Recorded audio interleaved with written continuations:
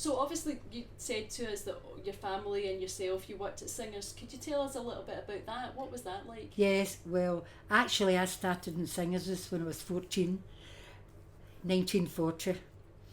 And I started actually, I was I was doing a machine, it was actually, it was like hand benches where you made, you were doing sort of, it was like wee parts for they would go into a shuttle, you were doing that. I worked there. And then, of course, the Clydebank Blitz came and we stayed in Clybow Road up where I don't know if you know much about Clydebank, but the Clybow Parish Church is halfway up the hill. Mm-hmm. And there was tenements, Clybow Hill, running up there. Well, we stayed just across from the Clybow Parish Church. Were you in Janetta Street? Was that? I'm in Jeanette. We were after we had to go.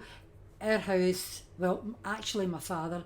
I can always remember it was a Wednesday night. It happened the first time, and the next night was the Thursday night.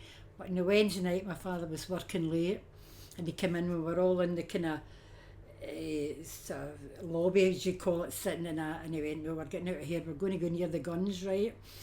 So there was neighbours in the close. There was a woman and a man worked in the Liscala Picture Hall. Well, he was shut in. He couldn't get out. She had 2 kids, so she went, "I'll go with you," because Thompson's my own name. "I'll go with you, Mr. Thompson," right?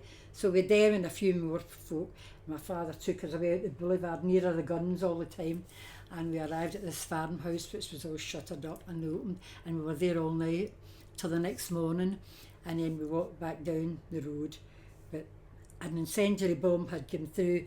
We were 2 up. An incendiary bomb had come through Mrs. Monroe on the top and come through to us, so we were sort of bombed out. So my father says, well, people were going different places, but we'll go to New Lanark because that's where he came from. So we were all on the bus in New Lanark, Budgie and all.